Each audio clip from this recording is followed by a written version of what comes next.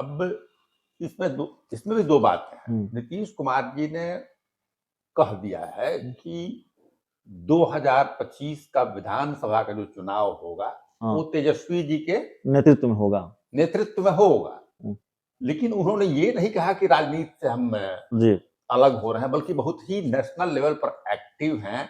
मुख्यमंत्री होने के साथ साथ, मुख्यमंत्री का दायित्व निभाने के साथ साथ वो राष्ट्रीय स्तर पर क्षेत्रीय नेताओं में सबसे अगुआ है। तो राष्ट्रीय रोल में जब भी आप चुनाव लड़ेंगे, जब भी आप राष्ट्रीय रोल में रहेंगे, तो नीतीश कुमार जी 6 बार लोकसभा के सदस्य भी रह चुके हैं, केंद्र में मंत्री रहे हैं, तो चुनाव लड़ सकते हैं। हाँ, अब चुनाव कहां से हम लड़ें, पार्टी उनकी चाहती है, लोग बोल रहे हैं, लोग भी इनवाइट कर रहे हैं, लेकिन कहां से लड़े ये फैसला उन्हीं का होगा। ये स्प्रेड करे, ये बिहार का जो मूव है, बिहार का जो मॉडल है, वो बिहार के बाहर भी जाए और लोग इसको समझें, इसको फॉलो करें। इसके लिए नीतीश कुमार जी मुख्यमंत्री हैं तो ऑब्वियसली वो प्रयास कर रहे हैं।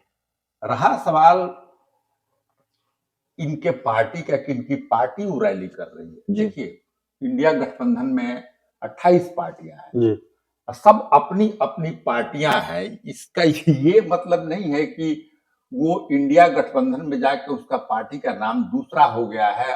केसी त्यागी जी जो सेक्रेटरी जनरल है जनता दल यू के, उन्होंने कहा, उनका छपा हुआ है कि फूलपुर से या कहीं बाहर से लड़ने का जो फैसला होगा वो नीतीश कुमार जी का होगा, वही फैसला लेंगे। इसका मतलब हमको यही समझ में आ रहा है कि उनकी जो पार्टी है, उनका जो ऑर्गेनाइजेशन है, उन्होंने ये भी कहा है कि फूलपुर के बहुत सारे लोग जो हैं चाहते हैं कि इनवाइट कर रहे हैं हम उनको यहाँ आने के लिए, उनसे। नमस्कार, आप देख रहे हैं 4 PM बिहार और मैं हूं अभिषेक मिश्रा। देखिए, इस वक्त हमारे साथ बिहार के जाने माने बिहार के नहीं, देश के जाने माने पत्रकार नलिन वर्मा सर हैं। एक दूसरी पहचान यह भी कि लालू यादव को सब लोग जानते हैं, लेकिन लालू यादव को जितना आप लोग नहीं जानते थे उतनी जानकारी, और लालू यादव को और बेहतर तरीके से आपने जिनकी किताब के जरिए जाना, गोपालगंज टू रायसीना, उसके लेखक हैं नलिन वर्मा सर। तो आज कई राजनीतिक मुद्दों पर चर्चा होगी, कई राजनीतिक सवालों के जवाब तलाशने की कोशिश करेंगे। सर, सबसे पहला जो सवाल है, बातचीत की शुरुआत यही से करते हैं। बिहार के मुख्यमंत्री नीतीश कुमार उत्तर प्रदेश में वाराणसी के रोहनिया में वो रैली करने जा रहे हैं। मोदी का गढ़ है, वहां से प्रधानमंत्री नरेंद्र मोदी सांसद हैं, और दिलचस्प यह है कि ये इंडिया गठबंधन की रैली नहीं है, ये जेडीयू की रैली है। क्या मैसेज देना चाहते हैं, किसको ताकत दिखाना चाहते हैं नीतीश कुमार, और इस तरह की रणनीति क्यों, इस तरह का प्लान क्यों, अचानक ये ऐलान सामने आ जाता है कि भाई जेडीयू रैली करेगी वाराणसी में? देखिए, इसमें दो बातें हैं जी। एक बात तो ये है कि नीतीश कुमार जी की सरकार ने जो कदम उठाए हैं, खास करके बैकवर्ड क्लासेस, मार्जिनलाइज सेक्शन के इशू के लिए, पहले कास्ट सर्वे कराना, उसके बाद से उनके आरक्षण को 65% करना जी, और बड़े पैमाने पर एम्प्लॉयमेंट देना। आज के ज़माने में जब किसी राज्य में, पूरे देश में इस तरह के बड़े पैमाने पर लोगों को नौकरियां नहीं मिल रही हैं जी, तो इसके व्यापक असर उम्मीद की जाती है कि इसके व्यापक असर जो है, क्योंकि पूरे देश को देखेंगे तो यूथ को देखेंगे, तो ये जो इशू है कि हमको नौकरी मिले, हमको वाजिब हक मिले हमारा, ये तो पूरे देश में है ना जी।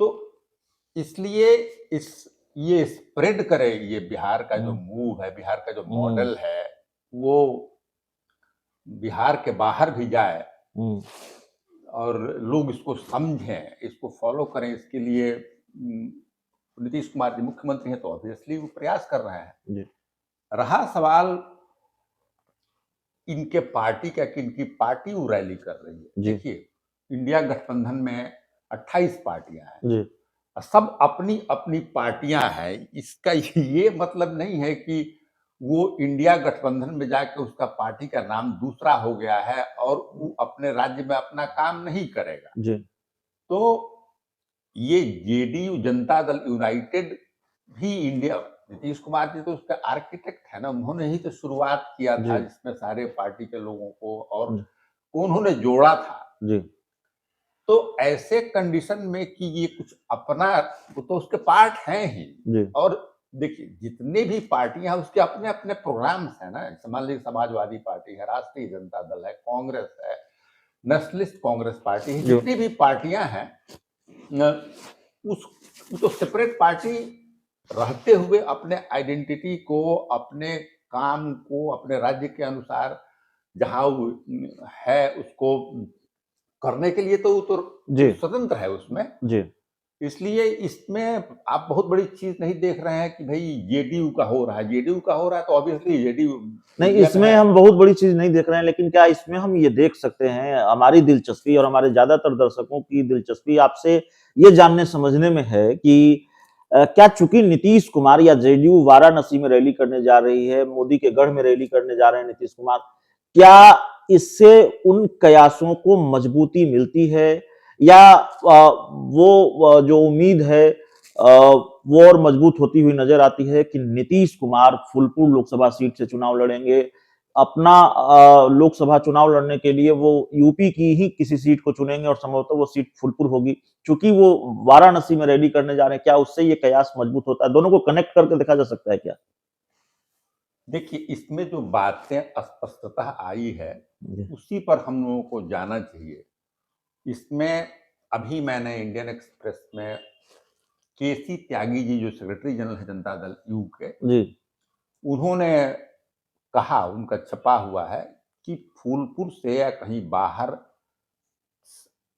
से लड़ने का जो फैसला होगा वो नीतीश कुमार जी का होगा, जी वही फैसला लेंगे। जी इसका मतलब हमको यही समझ में आ रहा है कि उनकी जो पार्टी है, उनका जो ऑर्गेनाइजेशन है, हम्म, उन्होंने ये भी कहा है कि जी फूलपुर के बहुत सारे लोग जो हैं चाहते हैं कि इनवाइट कर रहे हैं हम उनको यहाँ आने के लिए, जी उनसे प्रभावित होकर के।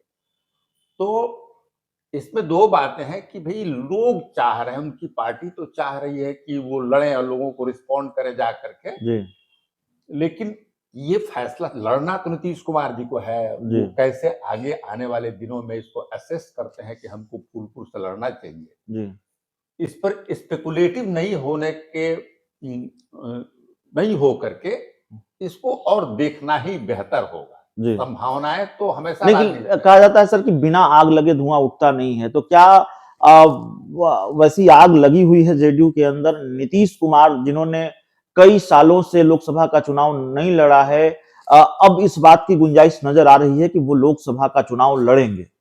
देखिए अब इसमें भी दो बातें हैं। हम्म, नीतीश कुमार जी ने कह दिया है कि 2025 का विधानसभा का जो चुनाव होगा हाँ, वो तेजस्वी जी के नेतृत्व में होगा। नेतृत्व में होगा। हम्म, लेकिन उन्होंने ये नहीं कहा कि राजनीति से हम जी अलग हो रहे हैं, बल्कि बहुत ही नेशनल लेवल पर एक्टिव हैं। मुख्यमंत्री होने के साथ साथ, मुख्यमंत्री का दायित्व निभाने के साथ साथ वो राष्ट्रीय स्तर पर क्षेत्रीय नेताओं में सबसे अगुआ है। जी तो राष्ट्रीय रोल तो में तो जब भी आप चुनाव लड़ेंगे, जी जब भी आप राष्ट्रीय रोल में रहेंगे, तो जी नीतीश कुमार जी 6 बार लोकसभा के सदस्य भी रह चुके हैं, जी केंद्र में मंत्री रहे हैं, जी तो चुनाव लड़ सकते हैं। हाँ, अब चुनाव कहाँ से हम लड़ें, जी पार्टी उनकी चाहती है, लोग बोल रहे हैं, लोग भी इनवाइट कर रहे हैं, हाँ, लेकिन कहाँ से लड़े जी ये फैसला उन्हीं का होगा। आप क्या आउटसाइड क्या करना क्या पड़ेगा। आप ये कह रहे हैं कि नीतीश कुमार ने अगर लोकसभा का चुनाव लड़ा तो उसका उससे बड़ा परिवर्तन बिहार की राजनीति में देखने को मिलेगा? जो चर्चा चल रही है कि तेजस्वी यादव की ताजपोशी होगी, तो 2024 के बाद तेजस्वी की ताजपोशी का मुहूर्त आ सकता है। विधानसभा चुनाव से ठीक पहले नीतीश कुमार अपनी कुर्सी तेजस्वी यादव को सौंप सकते हैं? क्या इस बात की गुंजाइश फिर बढ़ जाएगी लालू अगर नीतीश कुमार चुनाव लड़ते हैं तो? देखिए, अभी जो नीतीश कुमार जी ने कहा है जी उसी पर हम लोग स्टिक करें। जी राजनीतिक जर्नलिज्म में होता क्या है कि आदमी स्पेकुलेट बहुत करने लगता जी है, लेकिन हम यही कहेंगे कि उन्होंने कहा है कि ये तेजस्वी यादव जी के नेतृत्व में 2025 का चुनाव होगा। जी अब वो ट्रांसफॉर्मेशन किस तरह से होगा, कैसे ये आगे बढ़ेगा, ये चीज हम लोग को वॉच करने का चीज है। जी, ये देखना पड़ेगा।